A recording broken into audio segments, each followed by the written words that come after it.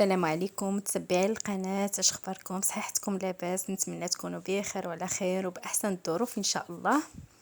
اليوم غادي نحضر معكم حريرة بطريقة سهلة وكتجي بنينة وسهلة في التحضير، ما تعجزوش عليها. بسم الله. لتحضير هاد الحريرة كناخدو هكا طنجرة، كناخد هاد الكمية هكا من العدس، كنكون رطبتها في الماء واحد ساعتين او اكثر باش هكا ما يتحلش لينا في الحريرة. والحمص على حسب الكميه نتوما اللي كتبغيو، كاين اللي كيفسخو، كاين اللي كيخليه كيكون مرطب، كاين اللي كيخليه هكذاك صاين. انا تيعجبني داك النسمه ديال القشور ديالو كنخليه هكذاك. وتماك عندي واحد تقريبا جوج قبطات او جوج قبطات ونص ما بين قزبر، ما بين عفوا المعدنوس والكرافس، الوراق ديالهم والعويدات كنت دايرهم في الكونجيلاتور ورميتهم هكذا كيف ما شفتوا. والباقي قزبر هكا مقطع مزيان صافي. وكنضيف مطيشه الحك تقريبا 3 معالق كبار، 2 معالق كبار على حسب الكميه ديال الحريره اللي نتوما غادي تحضروا. صافي كنوضع هكا الفلفل الاحمر كيف ما شفتوا، كندير الخرقوم والبزار على حسب الذوق ديالكم. صافي السكينجبير كيف ما كتعرفوا راه كيكون هكا كنديروا كميه شويه بزايد، الحريره كتبغي شويه سكينجبير. الملح حسب الذوق، وكنديروا بحسب ملي كتضيفوا الملح كديروا بحساب بان في الاخير انا كنضيف واحد ضامه البنه كتبقى اختياريه. صافي درت عود القرفه هكا وعظيمات هكا كاين فيهم شويه الحيمات اولا هذا ما بغيتوش ديروا العظيمات تنسموا بهم كديروا هكا تقيطعات ديال اللحم على حساب اللي متوفر عندكم. صافي هنا كناخذ حبات ديال المطيشه صاينين كنحيد لهم غير هذيك النباته الفوقانيه بطبيعه الحال مغسولين وكنوضعهم هكذاك صاينين. هنا غادي نوضع البصل، درت 5 الحبات ديال المطيشه ودرت 3 البصلات هكا متوسطين ما كبارش بزاف ما صغارش، وهنا معلقه صغيره ديال السمن. وبطبيعه الحال هذا السمن اللي كنستعمل في الطياب ما تيكونش حار، تيكون خفيف. صافي اللي زوين في هذه الحريره انك كتوضعوا كل شيء في مره واحده هكا بلا ما كطحنوا مطيشه، بلا ما هذا تحكوا البصله ديالكم ولا تعاشيوها، يعني كتجي ساهله ما كتعكزوش في التحضير ديالها. صافي وغادي نضيف هكا الماء، ما كنقليها ما والو، كنضيف الماء على حسب الكميه اللي انا محتاجاها نمرق بها. كنوضعها فوق النار وكنغطيها وكنخليها حتى كطيب. منين كيطيب كيكون كلشي طاب كنزول هذوك الحبات ديال البصل، كنزول الطماطم كيف ما كتشوفوا. صافي وكنوضعهم هكا في الميكسور وغادي نطحنهم.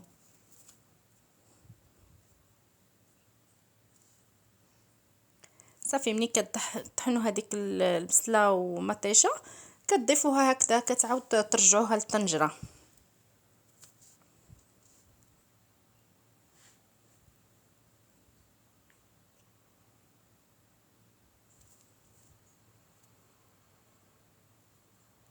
هنا المفروض انا كنت نضيف واحد شويه الشعريه، ولكن خليتها حتى من بعد، وهي في هذه المرحله هذه منين كتضيفوها الطماطم والبصل اللي طحنتو كتضيفوا الشعريه ديالتكم قبل ما كدوروا، قبل ما تدوروا الحريره ديالكم. صافي هكا كنخلطها شويه، كنخليها كتغلي واحد شويه، ولا قبل ما تغلي كنكون عندي داك الخليط ديال الدقيق والماء، اولا انا كنستعمل مثلا الخميره بلديه. صافي ما كيكونش ثقيل بزاف الخليط ديال الدقيق والماء، وكتضيفوه هكذا بشويه بشويه هكا به باش كدوروا الحريره ديالكم. وحنا كنضيفوه وحنا كنحركوه منين كتبغيو تضيفوا الدقيق والماء باش ما يتكورش لكم هكا في الحريره.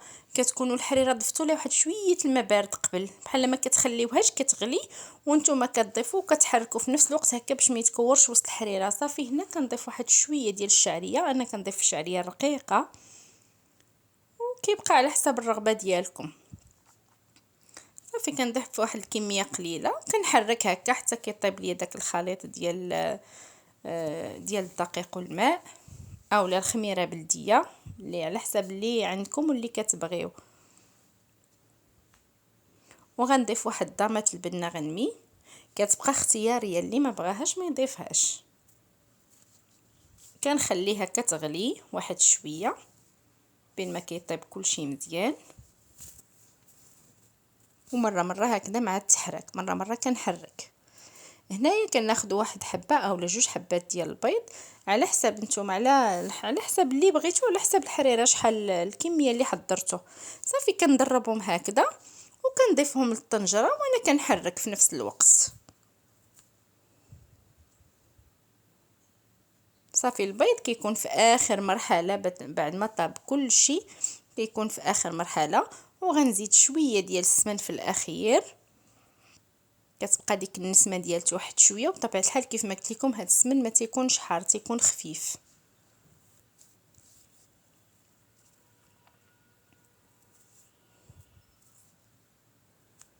صافي الحريره ديالنا تيكون القوام ديالها في هذا الشكل، كتكون ما ثقيله ما خفيفه بزاف.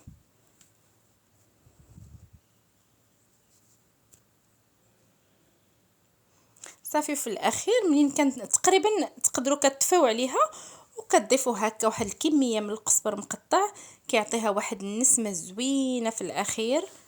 صافي كتطفيو النار وكتضيفوا هذاك القزبر، عاير هذيك السخونيه ديال الحريره راه كتعاود هكا كطيبوا باش كتبقى النسمه ديالته زوينه. صافي وكتكون هذه هي الحريره ديالنا بعد ما كبناها. كنتمنى تعجبكم هذه الطريقه وتحضروها، راها زوينه وسهله في التحضير.